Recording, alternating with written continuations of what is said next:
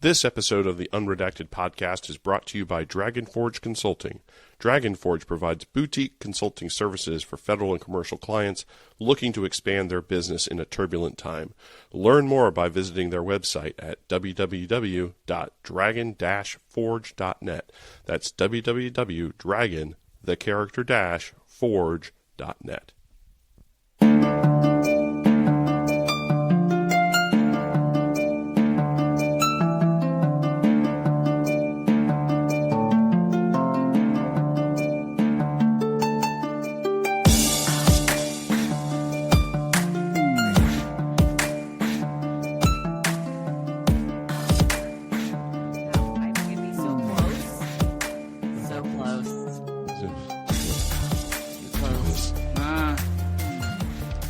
That's what everybody says. Too close. Get away, Lindy. You're too close. What are you doing? Please. Personal space. I know. I didn't space. get that. COVID was a hard time for me, Brian. I'm a hugger, so it's tough. I was thinking about that the other day. Like when the pandemic was announced, we actually had an all hands for the future AI strategy at the agency. And I thought about this the other day. Like, we didn't even understand. Like, we were just so like, oh, fine. We don't shake hands for doing this, elbow bump thing. Yeah. Not even fist bump. And looking back on it now, I was like, wow, that was not a smart idea. Gather a whole bunch of people in one place in the middle of a pandemic. Probably not. I think everybody has those super spreader incidents. They're somehow like, wow, that was probably, I don't know. That was one of those times. We didn't get any infections, but, it's interesting. Hey. So how was Spookstock?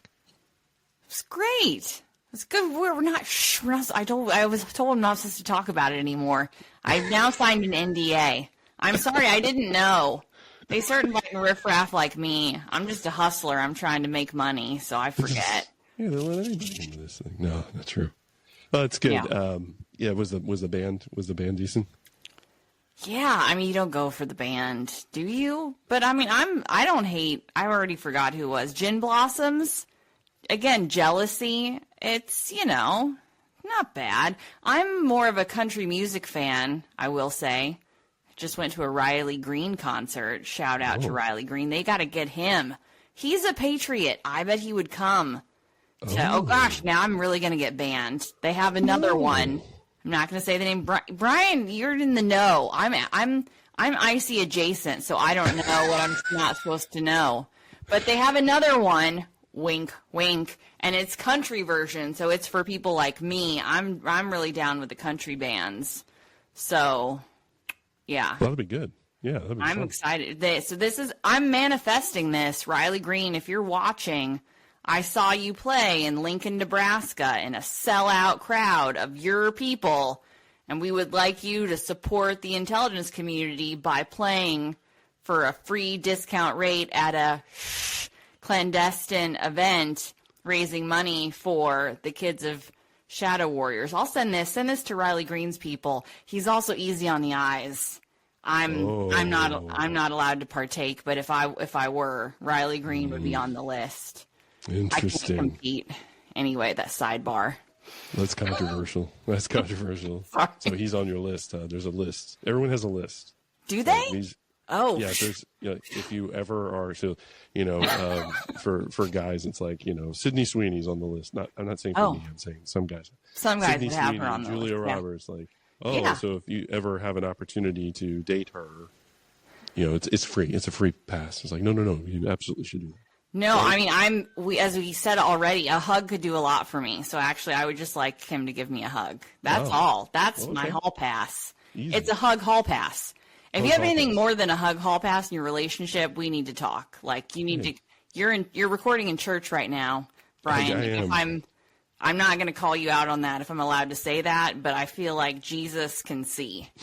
And there needs to be space for the whole. I'm saying I want to hug, but I'm going to leave space for the Holy Spirit when I hug Riley Green.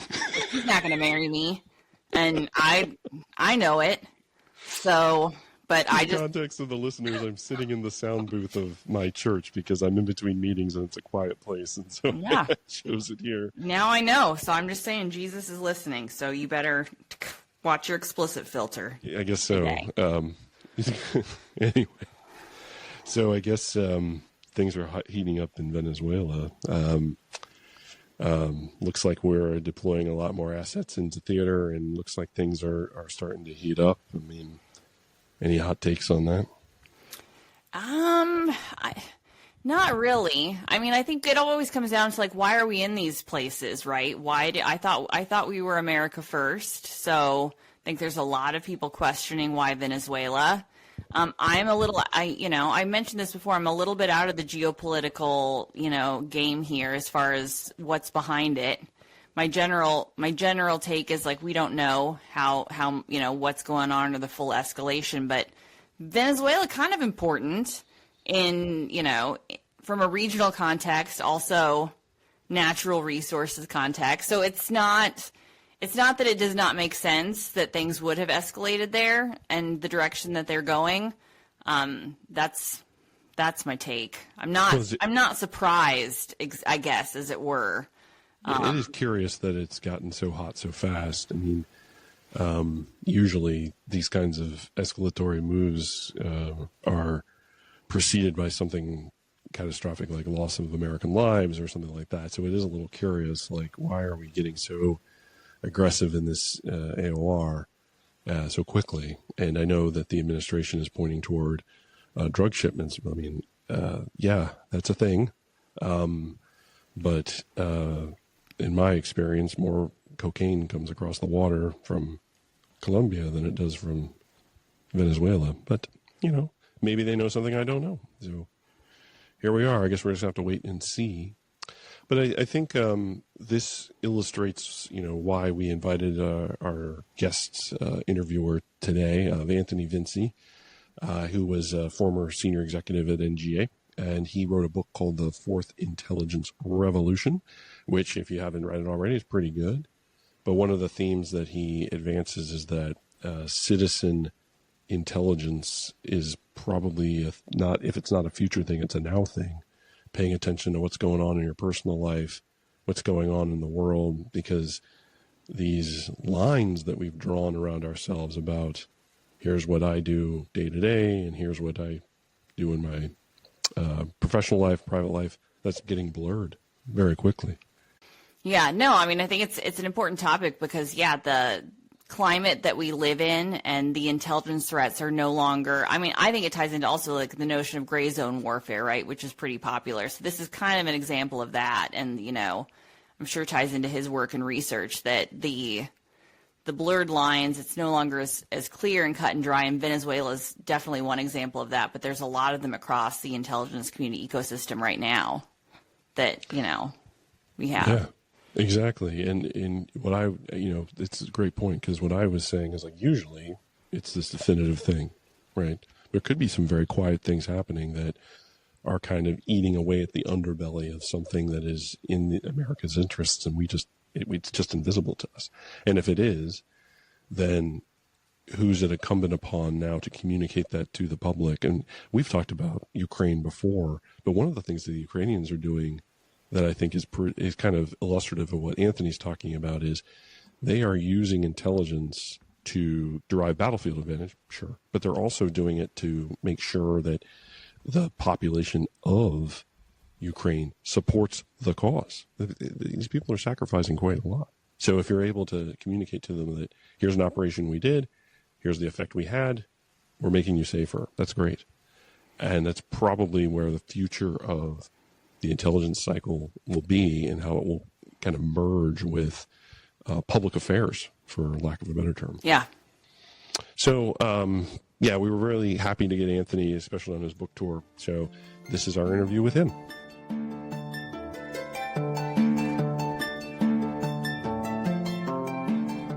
Yeah, welcome. Are we just kicking off? This is how it goes, brother.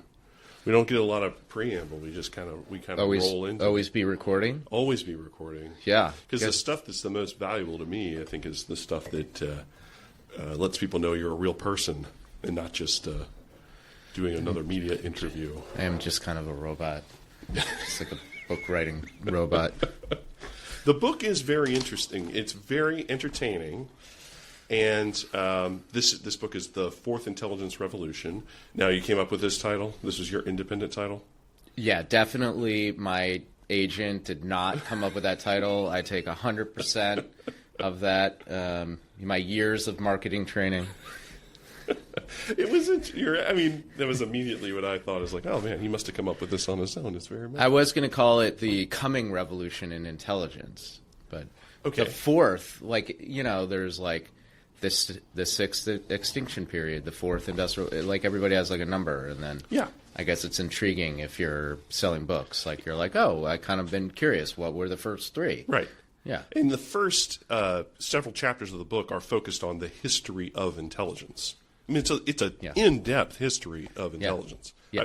I won't say in-depth. I'd say it's readable, right? You're not overwhelmed by it, but there's a lot. It's definitely a Holiday Inn thing. I'm not a historian, but I did stay at a Holiday Inn and like put the pieces together. I mean, it really just came out of my experience. Like I was in the middle, like when I signed up to be in intelligence, it was, Iraq and Afghanistan and the war on terror, and we did intelligence in this certain way. All the guys who trained me were like Cold War guys. When I went to the farm, they all came up during the Cold War. Right.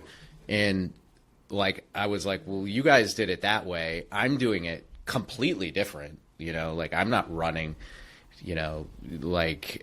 sources in Moscow or something. Right. I'm like just trying to keep people alive and not hit by IEDs and fight a war.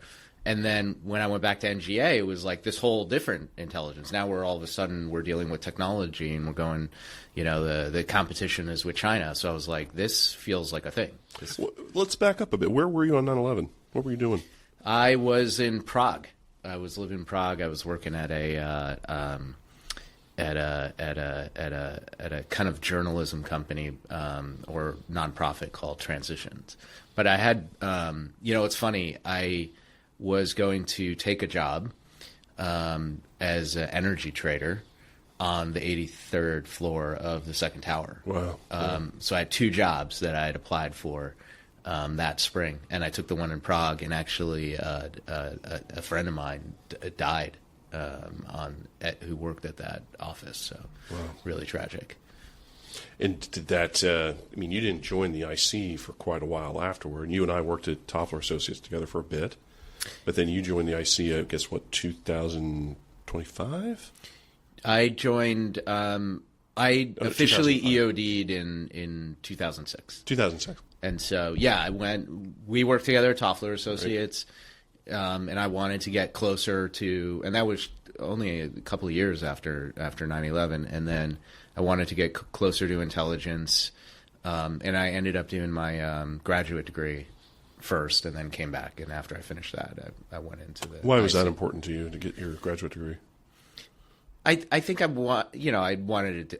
I guess like any other job, I wanted to differentiate myself and get the. I wanted to study international relations. Like I'd been working in tech before that, and it didn't feel relevant. Ironically, today that would have been the most relevant job. I think people today. Who do tech are like most important in the IC. But back then, I think it was international relations. Yeah, and you were talking about your time in your training program for Human. But, the folks that you were learning from, they had never had that experience on the ground dealing with the types of folks we had to deal with, where, it's usually described as a Cold War as like it's a gentleman's game. They know we're doing it. We know we're doing it. We know they are doing it, right? We're all just kind of clasping hands together, knowing we're all doing spying against each other. And little cat and mouse, okay. But no one got killed. Very different space on the ground in Iraq and Afghanistan. Yeah, for sure. There were still some Vietnam era guys floating around. And then there were even some World War II guys who were still like OSS guys who, were retired but would still float around as contractors, 20 years ago. Wow. Which is insane. Yeah. There was one guy who was still had a badge even by 2010, was still coming to work every day, who was World War II OSS guy. So there's still like a few here and there, but most people learned during this Cold War period. Yeah. It was kind of the spy versus spy era, and a lot of counterintelligence and the KGB and sort of what, most people probably picture as espionage. Well, and that OSS guy, that his experience would have been very interesting to hear from, because it was like a completely white canvas. Like, we're just standing this up. We have no idea what we're going to be doing except intel, sabotage operations, those sorts of things. So did you get to really get some mentorship from that person, get to learn some interesting things? I in fact, when I got back from Iraq, I got very interested in the OSS and filmed a documentary on them. So I met, at the time, a couple of dozen people who were in the OSS and filmed interviews with, 12 or 13 of them, and learned a lot from them. And, partially what I wanted to do in the book is also sort of bring that out a little bit, that like they were the start. They were like the big bang of intelligence for America. You're right. It was totally white canvas. I mean, we learned from the British, so we kind of like took from them and MI6 and those kinds of groups, but like we did it in an American way. Like, we had a different culture than the British. Yeah, I think it's what's so interesting about that's why the history piece of it is so, I think, important, because at least it felt to me like you're kind of level setting the audience for, here's kind of where we have been before we kind of take this hockey stick that you take the reader on. But let's talk about that. So in your experience in government, wholly non-technical role, like trying to persuade people to do things they wouldn't otherwise do, tell you things they otherwise wouldn't tell you. Help us understand, what is it like to kind of live in that culture? What's your day-to-day kind of like? As a case officer? Yeah, I mean, it's interesting, right? Your job is to sort of be almost like a paid criminal, right? Like, you are paid by the government to go to another country and break their laws. Espionage is illegal in almost every country in the world. You're there fundamentally to collect intelligence, and the way that you collect it is you find somebody who has intelligence, we call it in the industry placement and access, right? They work somewhere, or they know someone who can get them information that would be important for an American decision maker, like for a president or a general. And so, your job is to sort of find that person. Sometimes you're given like a lead, like almost like a sales guy, right? Like, you're given this lead, like, hey, we think this guy might know something. Why don't you go meet him? And you have to go meet him. You have to, it's called doing a bump sometimes. Like, you literally, this person is maybe at a Starbucks or something, and you have to figure out a reason to approach them, and just, get them to trust you over time, and then ultimately recruit them. And when you recruit them, you let them know you're an intelligence officer. That can be a shocking event, so you want to prepare them. It's like getting married. Like, if there's a probability that she might say no, you're probably not going to do it. Like, you want to go and know that when you pop this question, it's going to happen. And then once they're a recruited asset, you go and collect information. You bring them requirements, and you say, hey, do you know about this? Do you know about that? Can you find this out for me? And then, you bring that information back. And it's an incredibly fulfilling job, because you're out there doing something for your country, and it's interesting, and it's, a little adventurous even. Yeah, fascinating stuff. I worked for a case officer at CIA who, it was very interesting to talk to him about establishing trust and credibility. And one of the things I thought was spectacular about your view when you're that close to the action on the ground is, these are his words, I never had a source that was unreliable. As in, they never lied to me. I mean, you're laughing, I'm laughing. Because you want to believe that your sources are accurate, but you had times where you probably encountered somebody who's like, well, I'm not quite sure he's being candid with me or truthful. Yeah. Yeah. I mean, I think this is a life lesson for anyone, doing anything. And in fact, I sort of bring it out in the book is, it's true. Like the sources could lie. They could be lying, and it's not their fault, right? Maybe they're compromised. Maybe their family has been threatened and they've been forced to lie. Right. So it's like they may trust you and you may trust them, but there may be some reason that you can't trust the information. So you have to test for that. It's called operational testing, like ops testing, and try and continuously be assessing them. And I think there's a life lesson in that for all of us, even for when you're reading a newspaper or something like this. Like, yeah, generally you might trust a piece of information or a newspaper or whatever it is, but every now and again you got to check and make sure it's still trustworthy. Right. And that experience where you've got to say, well, my degree of certainty that this is accurate is insert number or a confidence level. Now let's transition to technology. So you spend some time out, you're working in the tech sector, then you go back into government and NGA. Okay. So now, source veracity, now a very different type of question.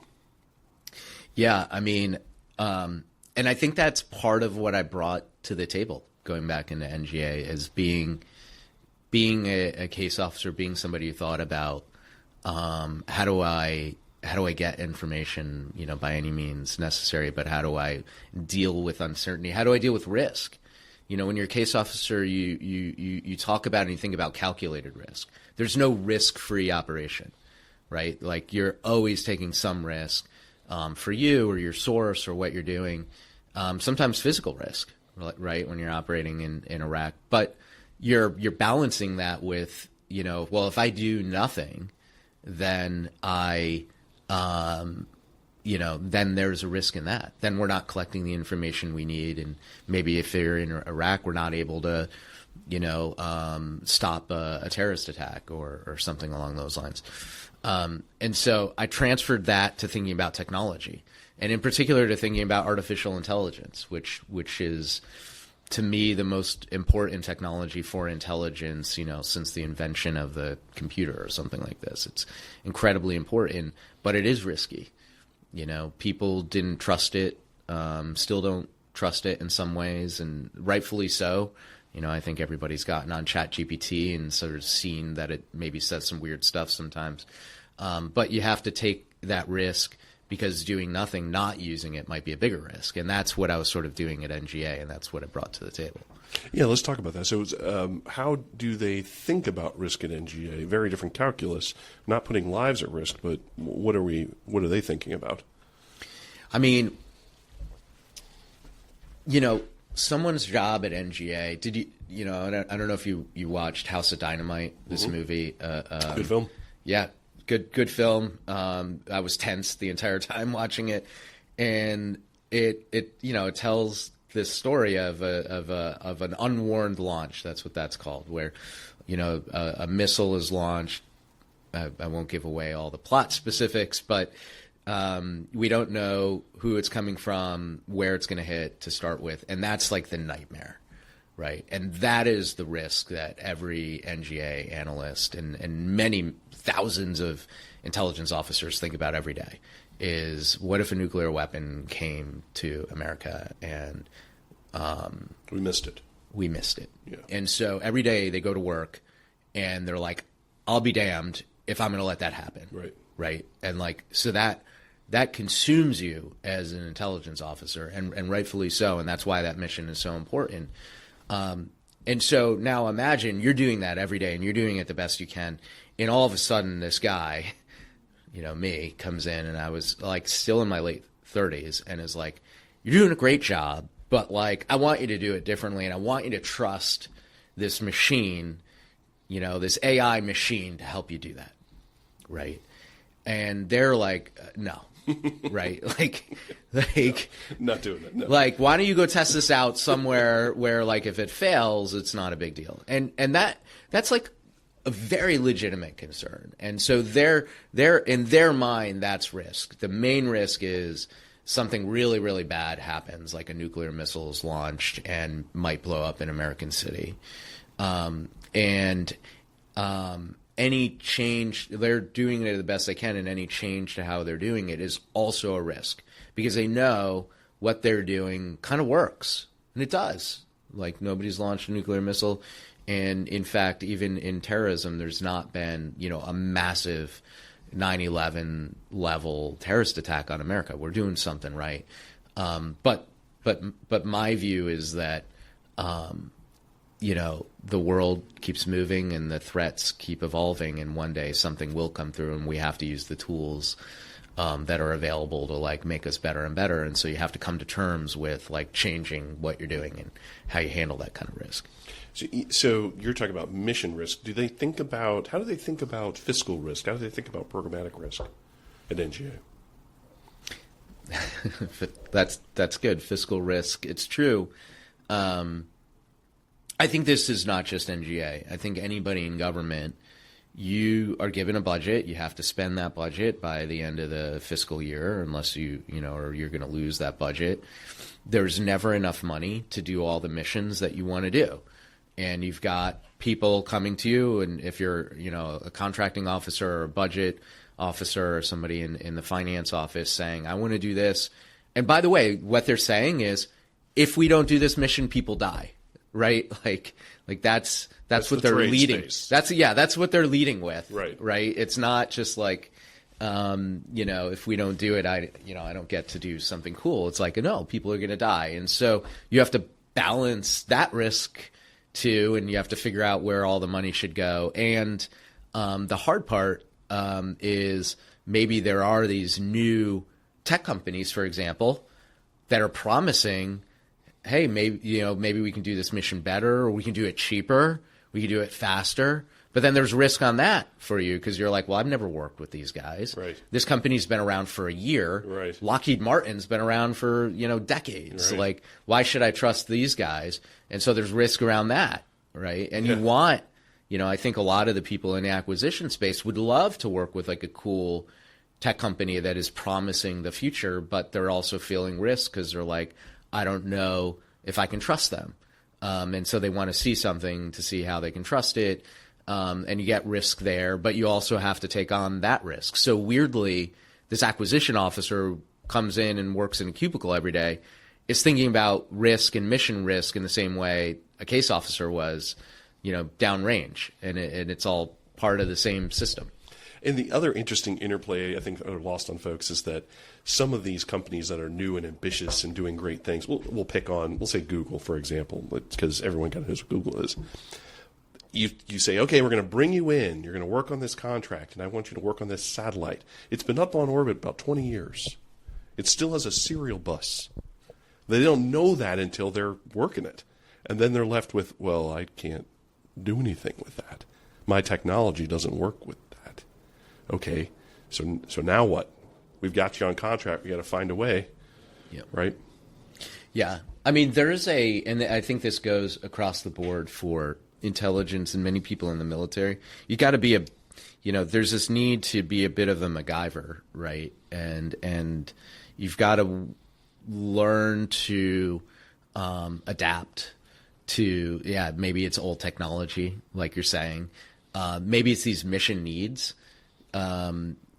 People talk about like mil-spec, like military specifications, and that it's hardened. And actually, I think it's more about like adaptability. Yes. And you kind of go in and you're like, hey, I think I'm going to sell. Here's my product. This is what I sell. And it's like, okay, thank you. That looks very cool. But actually, we need this. Right. And so you have to like pivot on a dime and try to make your product work and make like a solution.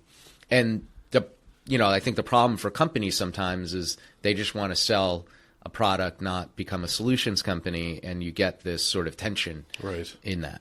Because they want to keep selling that product. They want to keep selling that product. Yeah, I don't want to have to spend a bunch of time customizing it, and that's not a lot of big profit there. But that's what government needs, is a lot of customization, because every mission is different.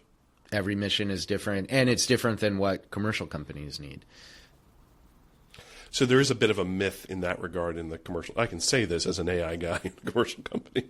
There is a ton of customization has to be done on the commercial side. Like if I go work a job for Kaiser Permanente, they're not going to have the same problems as United Healthcare. It's very different systems, different procurement, different way of doing business. I can't just expect them to sell the same product again and again and again. I've got to find a nuance. Maybe I can sell a baseline product, but they're going to want some customization. They're going to want it integrated in their ecosystem. Yeah.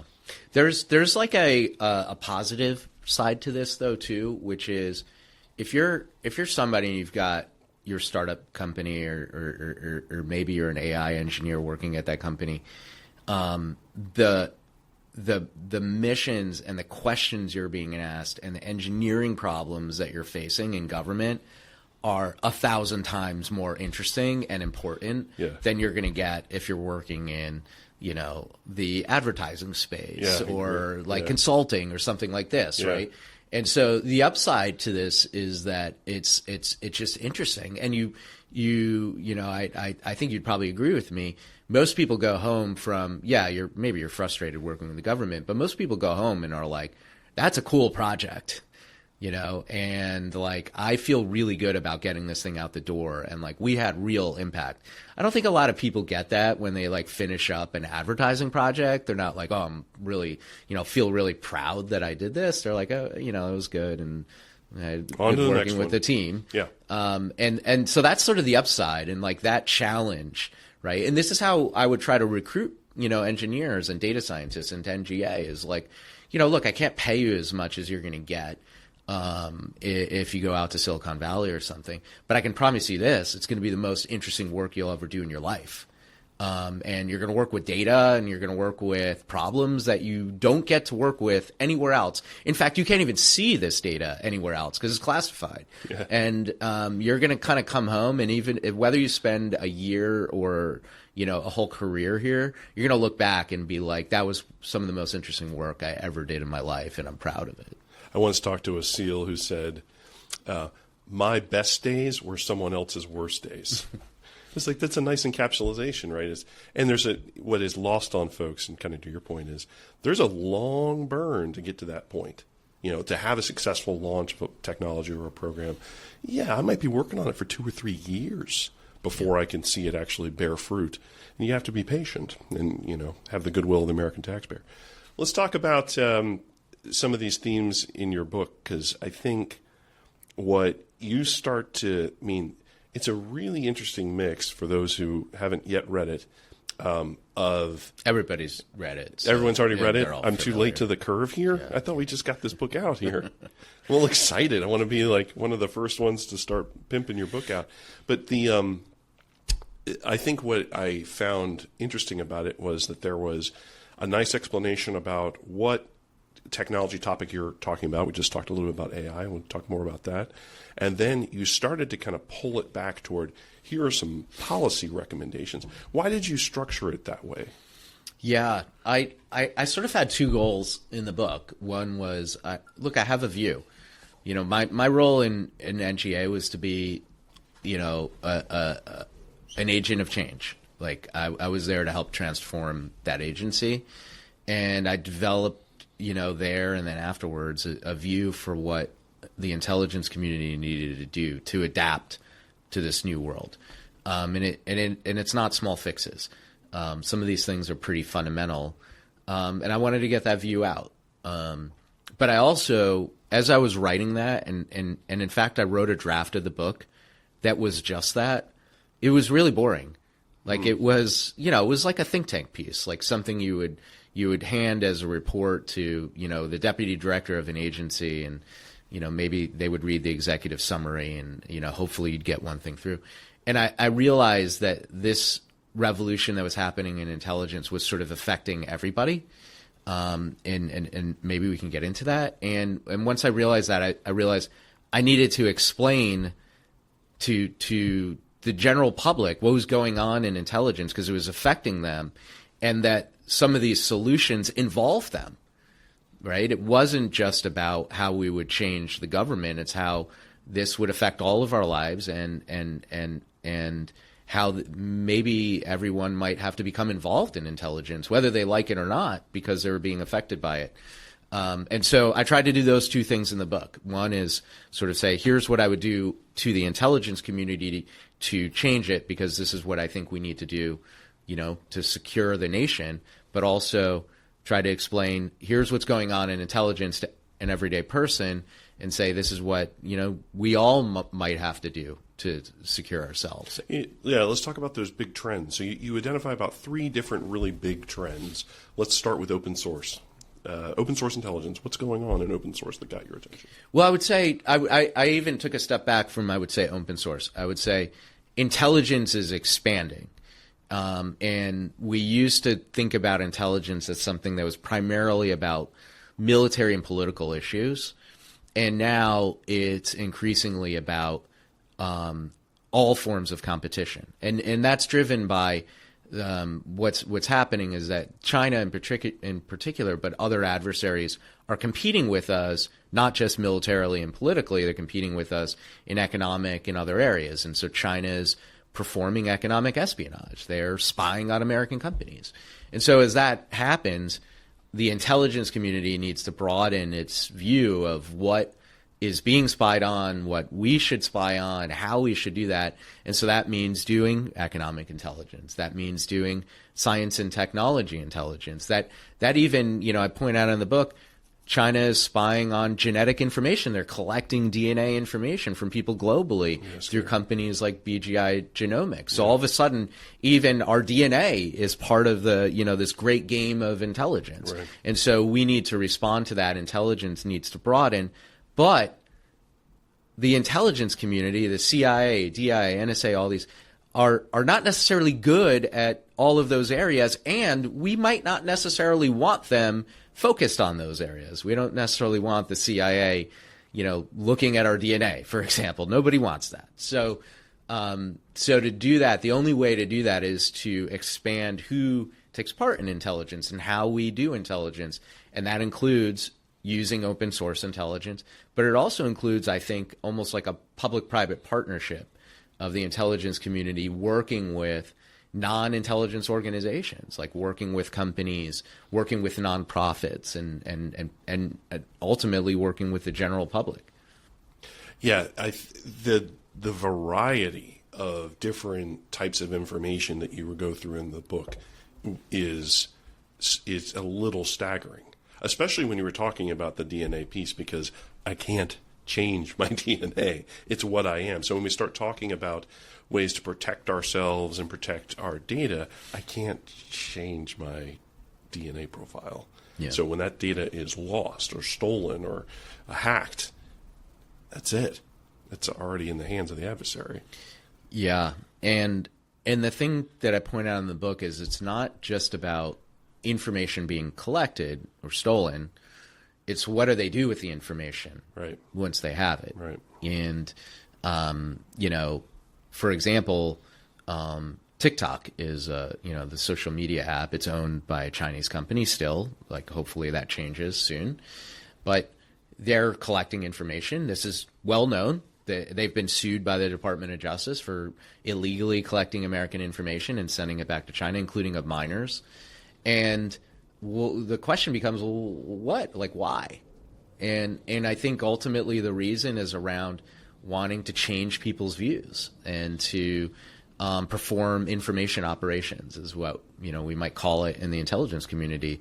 Think of it as advertising. An advertiser wants you to buy a Chevy instead of a Ford, but maybe China wants, instead of wanting you to buy a Chevy, what they want is for you to not want to defend Taiwan in a war, for example. Right. Or they want you to forget that Tiananmen Square ever happened, right? Like, they have a purpose with this information, and that's what's sort of important. And it gets a little dark when you start to think about what the purpose of DNA information is, but even that has a purpose. Right, biological weapons being one thing, right? Biological weapons, or the creation of super soldiers, right? And collecting DNA information to figure out how to do that. And we'd be remiss not to point out that China has actually cloned a human, which has been in violation of all sorts of international law, U.S. law too.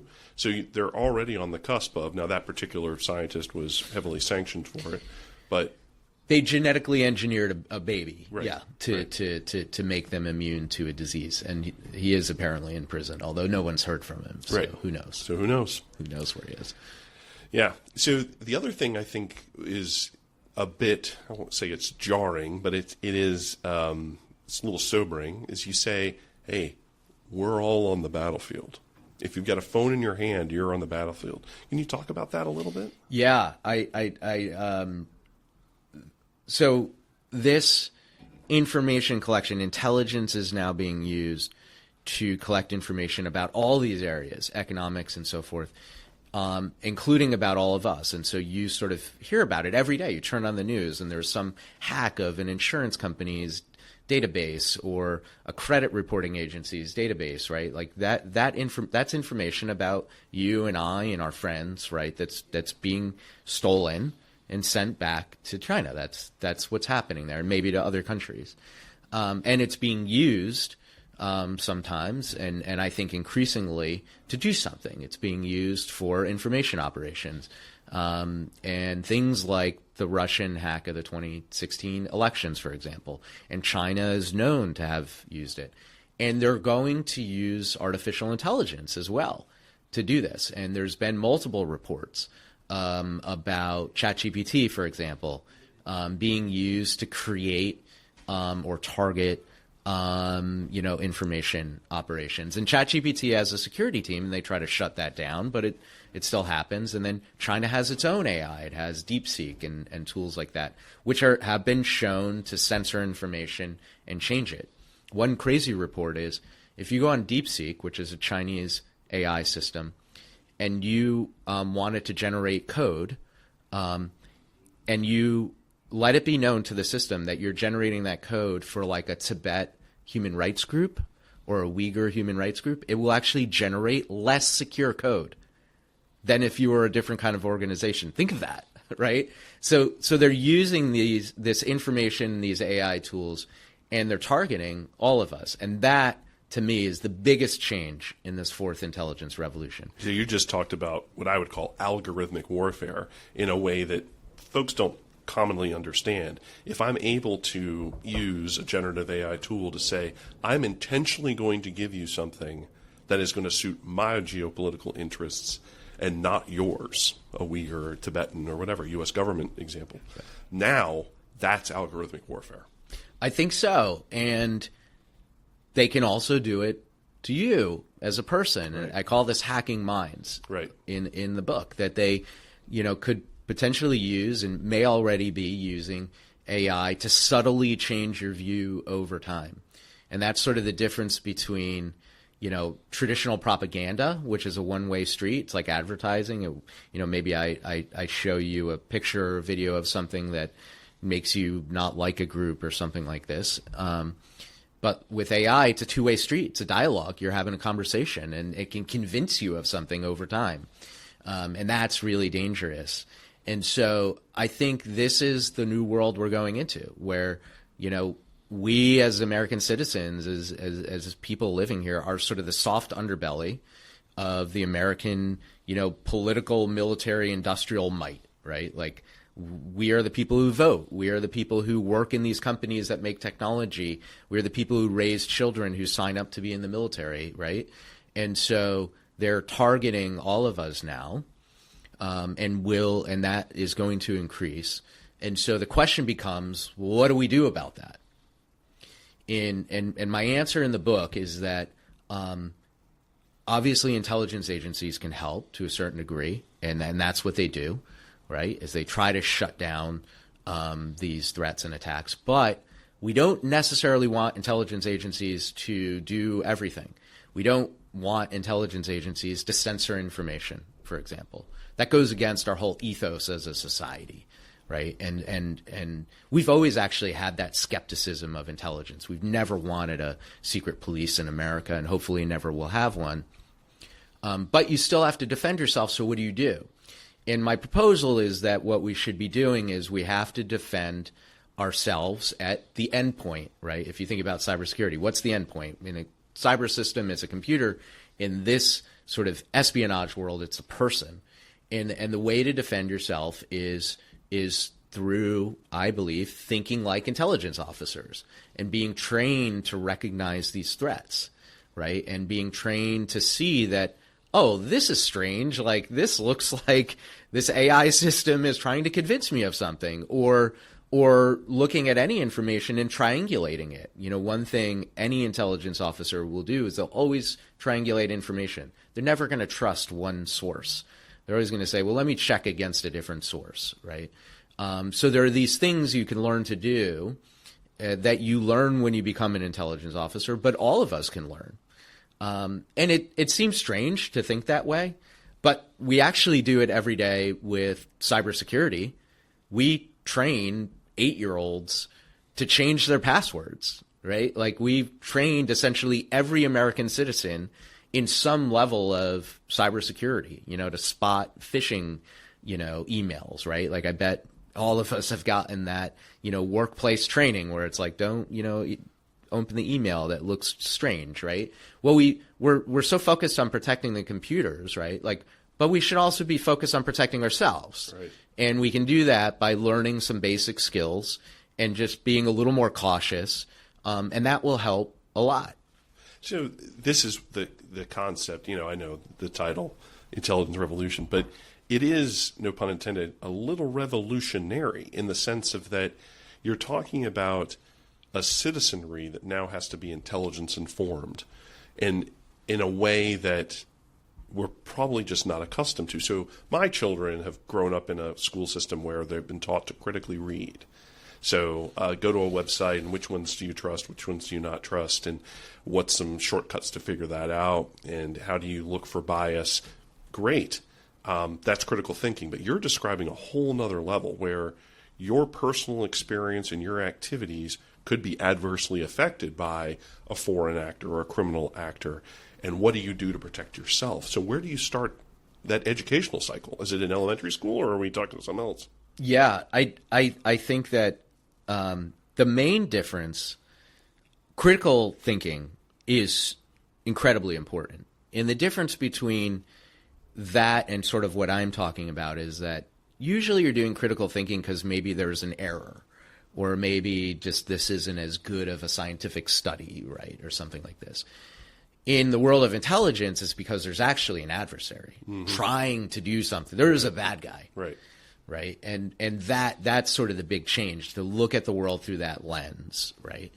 But it's not as crazy as it sounds. Right. We had, you know, Paul Revere was like a guy. He was a silversmith who just like lived in Massachusetts, and he just, you know, he wasn't in the military. He just signed on to do this to help protect his community. We've always had that vein in American society where, you know, we're protect our own communities and ourselves and our families.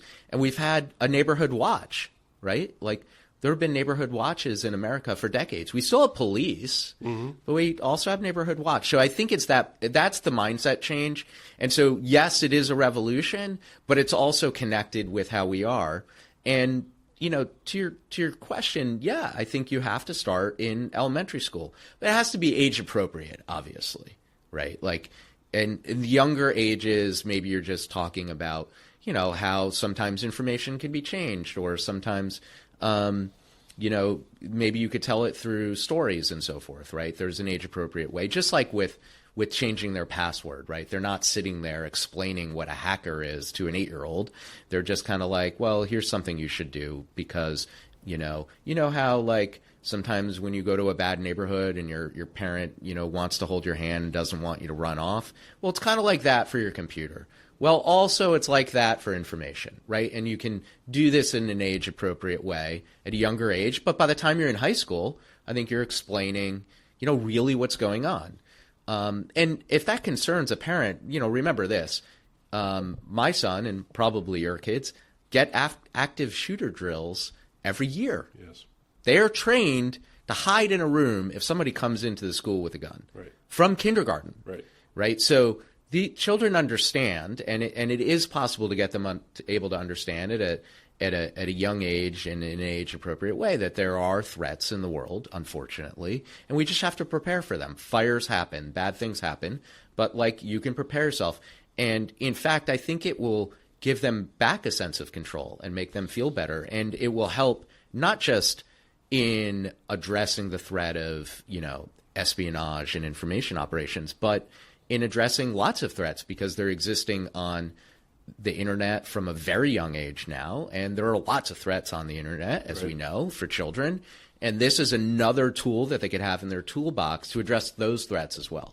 Yeah, yours are a little younger than mine, but the most jarring day I had was when my son started middle school, and my wife had gone. You divide your duties, right? You go to some of these orientation classes for back to school night, and she goes to another one. Well, she stopped me from going to one and said, "You need to go to this one." I said, "Okay." So I stumble into this room, find a place to sit down. The opening remarks from this sub-school principal was, "I want to talk about child pornography." Oh, God. Like, that's the opening line. And I was astounded, like, oh. And basically, he was talking about sexting and how, like you're talking about, it's in our hands now, and it's going to be used however it's going to be used, and there are real dangers that need to be addressed. And he was being very open and honest about, this is a real danger, and I'm going to tell you, we will affect arrests. There are real consequences here, so be aware of that. So I totally resonate with what you're saying. Let me add a counterpoint so we can kind of explore the space a bit. If a detractor might say, you're describing a post-truth world, how do we understand truth when what is presented to us we're telling our children not to trust? How do you respond to that? Yeah. I think that part of what is going on is that these authoritarian adversaries, and I would point to China, I would point to Russia and people like this, are purposely increasing the distrust within American society. I think that was part of the point of Russia's 2016 election hacks, was to get people riled up and not trusting each other and being. When we say hacks, we don't mean hacking the system. We're talking about going after voters. Going after voters, right? And at the same time, artificial intelligence allows you to sort of make up information now. We've always done that, like Mao in China would change photos, but that used to take a team of people. But now, like a 10-year-old can do it, right? With just using an AI system. So there is this feeling that it's hard to know what to trust. But the interesting thing is, like, the tools of intelligence officers actually help you deal with that, right? Like, think back to the, like Cold War, like John le Carre novels and stuff like that, right? Like existing in this, James Angleton, who was the head of CI at the CIA in that time period in the 60s, talked about a wilderness of mirrors, right? Like, you don't know what to trust. And so how do you operate? Like, how do you live in a world where you literally don't know what to trust at any time? Well, you can, right? Like, there are tools to do that. You can learn to trust enough for it to be useful for you, right? Like, I don't need 100% certitude. I just need enough to, like, know that this is probably the case. Like, I don't need to demonstrate beyond a reasonable doubt that quantum mechanics works in a certain way. I just need to know my car's going to turn on and, like, right? Like, so how can you get enough trust? Well, there are some basic ways you can get enough trust. I would think about it like that. And that can be through triangulating information. Like, okay, I don't know if this news story on the Wall Street Journal website has been hacked, or maybe they're just making it up or whatever. But if I see that it's on the Wall Street Journal website, and it's on the New York Times website, and it's on Newsmax website, and it's on the South China Morning Sea Post website, like, I'm pretty sure it's true at that point, right? Like, that's enough for me to kind of trust it, right? Or if you really wanted to do it, like, maybe every now and again you see a news story and then you go check on it in real life. Sometimes there are these, maybe there's a protest, and you see, sometimes you'll see them on TV and everybody's screaming and going crazy.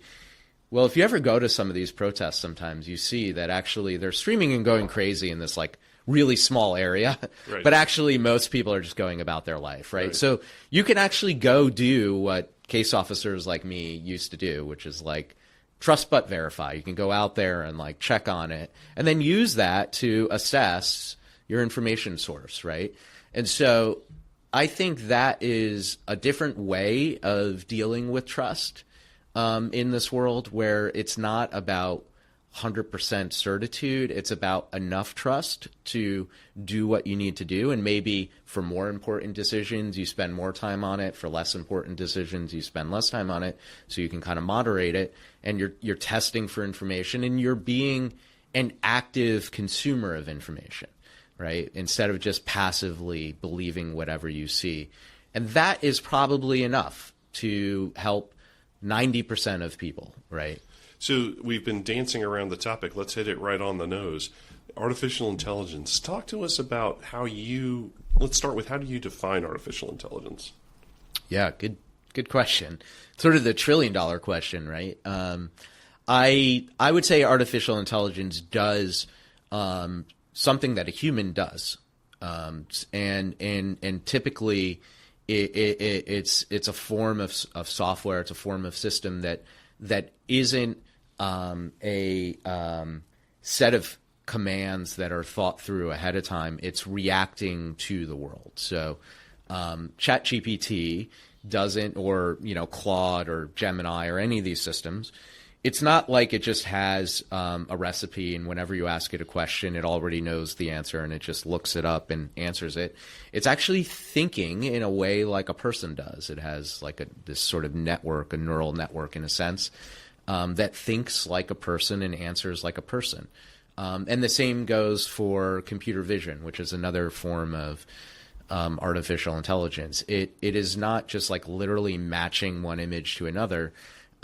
It at some level kind of understands how vision works and how to identify objects. And so it can identify any object, even one it's never seen before, by putting the pieces together. So again, AI is sort of a computer that is thinking like a person thinks. So given that kind of definition in space, we've talked about some applications of AI in this new information environment, which I think is fair to say. It is a new information environment because we have originally created content, we have artificially created content, and we have self-created content. The thing I think is interesting is our devices. You were talking about images. Like, I can actually generate an image off my phone that doesn't exist. I can take a picture of you, and I can exclude background. I can change the color of your clothes, color of your eyes. Like, that photo doesn't exist in real life, but there's a kernel of truth somewhere. So where do you see artificial intelligence playing out to counter this kind of messy information space? Yeah, so the cure is like the same as the disease, in a sense, that I think we're going to need AI to help us deal with the AI. So if any piece of information can be changed, and I think what's maybe even more important is that it can be changed subtly. Like, it's easy to not trust something, that's obviously fake or like unbelievable in a sense. Like if you see a president doing something like crazy, you're like, that's probably not true. It's when it's subtle. Maybe they just change a word or two. Like, that's when it gets really hard. Or they change something subtly over, days or weeks or even years to like skew a piece of truth. That's what I'm really worried about.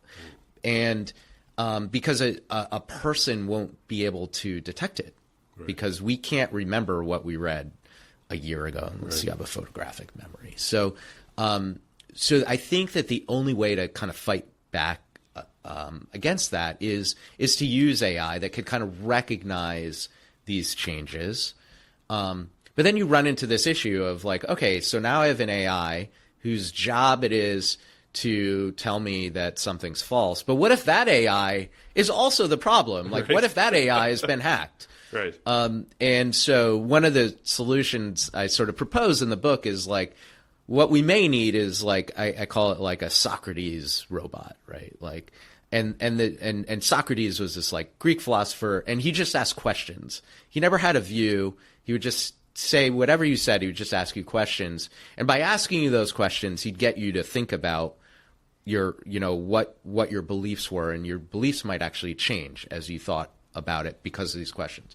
Well, imagine an AI whose job it was to not tell you what's true or not true, because if it tells you what's true, then it's now part of the problem. Its job is just to ask you questions and to be like, well, you're reading this story, and have you thought about this?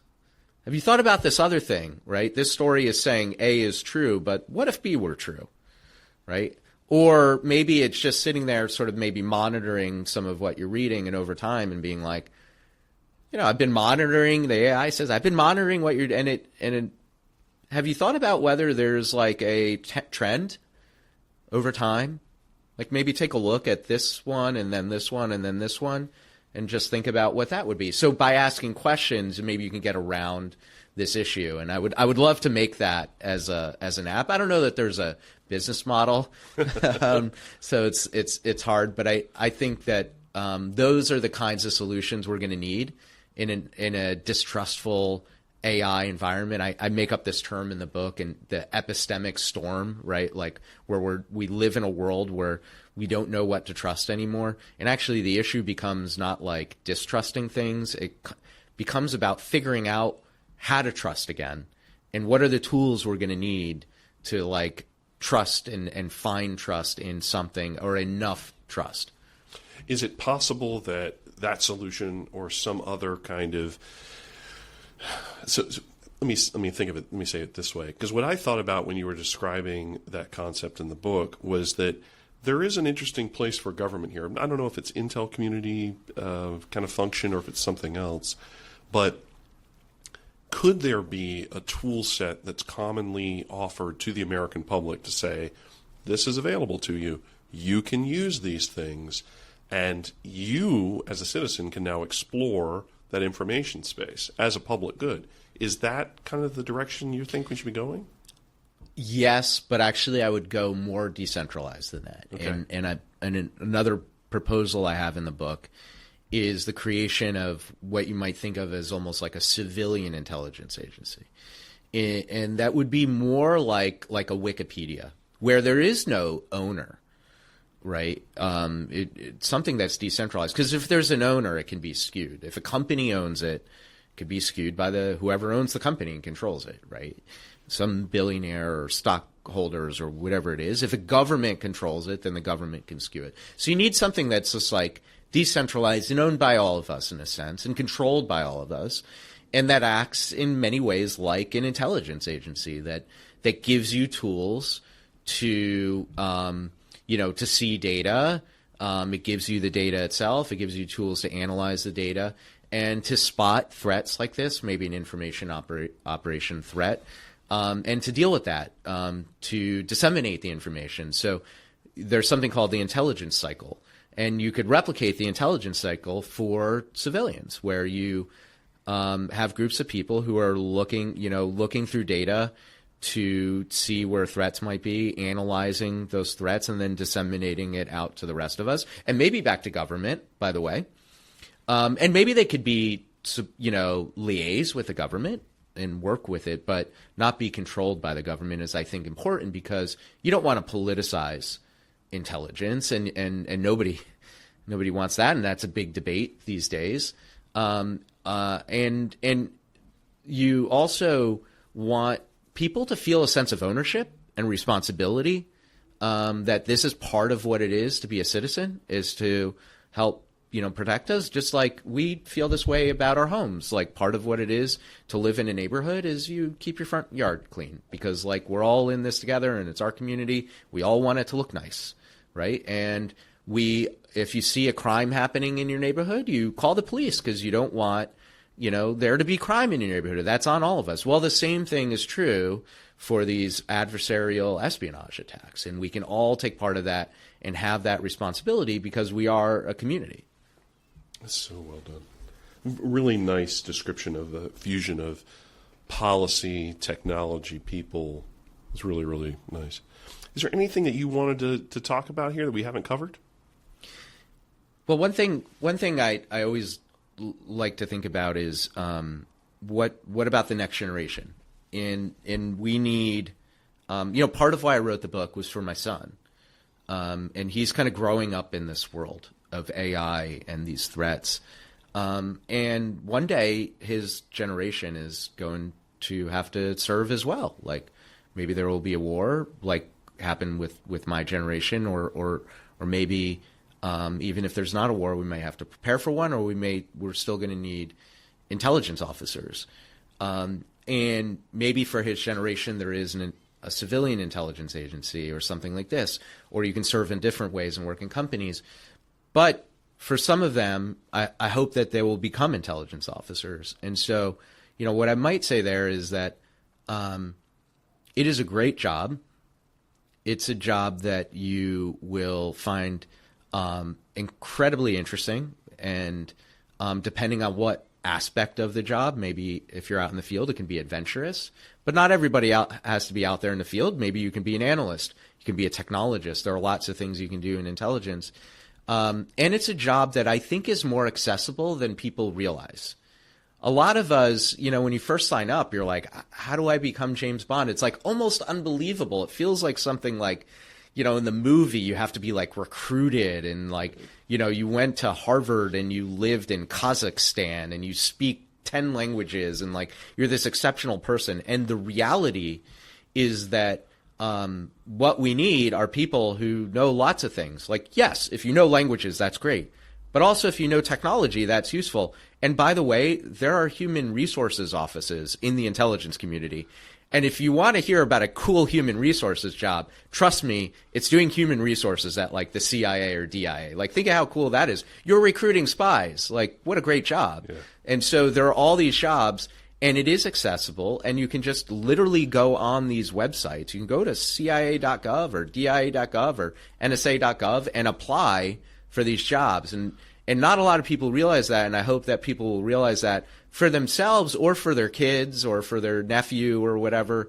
And, we are going to have to continuously, as a nation, we recreate our national security community every generation. And we need to kind of keep doing that and realize that there are these jobs out there and that it is something that you can do. And even if you only do it for a couple of years and you want to go make money later, that's fine too. But like getting people to sign up and do these jobs is incredibly important. And I hope that people will take that away and maybe, think about this as a real job prospect. The book is The Fourth Intelligence Revolution. Anthony Vinci, thank you so much for being here with us today. Thanks so much for having me. I'm Lindy Kaiser. And I'm Brian Drake. And this has been the Unredacted Podcast.